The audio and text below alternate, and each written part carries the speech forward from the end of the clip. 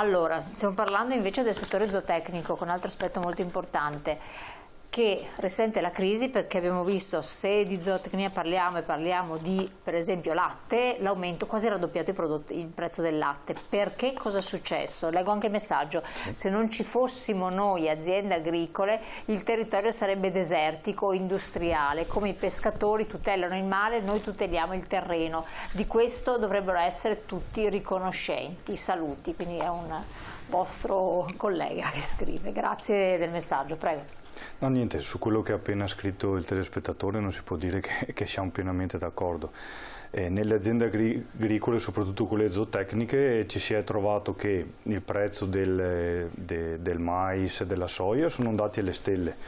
Quindi c'era il problema di andare a recuperare materiale a un prezzo corretto. In più c'è stato tutto il problema della parte energetica, perché ricordiamo che in azienda zootecnica di energia, per il discorso del benessere animale, mungitrici e tutto quello che concerne i lavori in un'azienda zootecnica, consuma molta energia, e anche là si sono trovati in difficoltà anche con l'energia. Quindi tutto ciò è andato a pari passo con sempre il discorso della grande filiera, dove che all'agricoltore non gli viene riconosciuto il giusto prezzo, perché anche nel latte non gli viene riconosciuto il giusto prezzo. A che cosa siete arrivati adesso col latte? Siamo in discesa purtroppo, per cui si sta adesso il prezzo preciso no. Si è arrivati alla fine dello scorso anno, che si andava aumentando anche per un accordo che abbiamo raggiunto con Italatte, per cui la parte per cui là siamo riusciti ad arrivare a un prezzo dignitoso.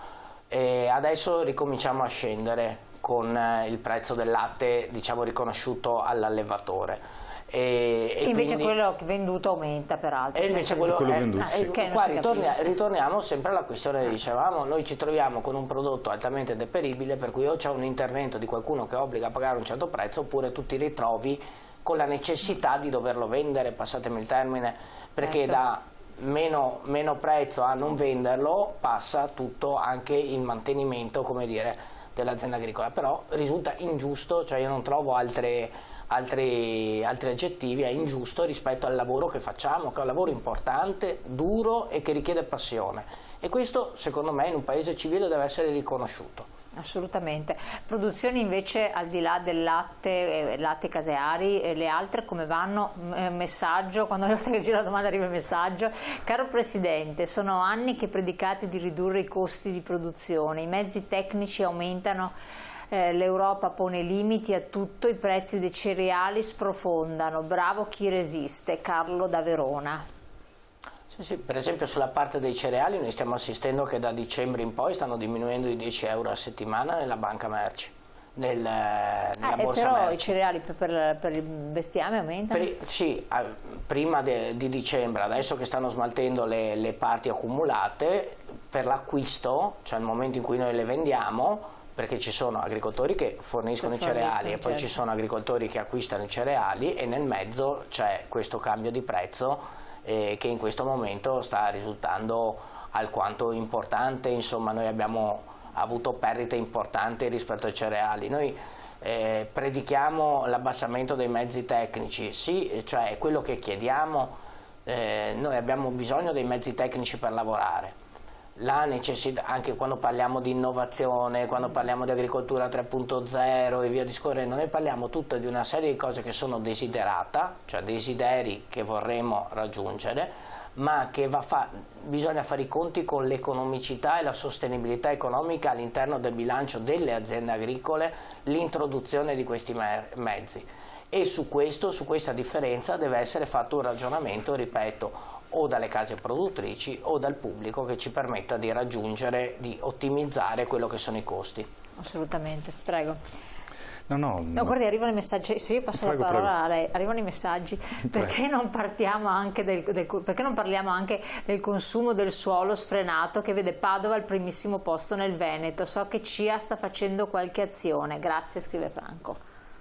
Prego, Vicepresidente. Sì, nel senso che anche nella zona del discorso del consumo del suolo, anche noi come associazione siamo in prima linea per cercare di trovare delle soluzioni che permettano sì di un territorio di svilupparsi, però nel sviluppo di un territorio bisogna anche tener conto del fatto che non bisogna continuare a sottrarre terreno che può essere destinato alla produzione, all'agricoltura, perché, ripeto, è vero che magari si incrementa da un'altra parte, ma si diminuisce anche dall'altra, e dopo sappiamo bene che tutto quello che viene, passatemi il termine, cementificato, non ha un assorbimento, anche parlavamo prima dell'acqua, in un modo corretto, come invece ha un territorio, e soprattutto, ripetiamo, un territorio coltivato, perché se un territorio c'è solo terreno, anche là si ha problemi di deflussi dell'acqua e di smottamenti, quindi ci deve essere un territorio che rimane in piedi, che è tenuto bene e che ci permette di fare produttività e che ci permette anche di tenere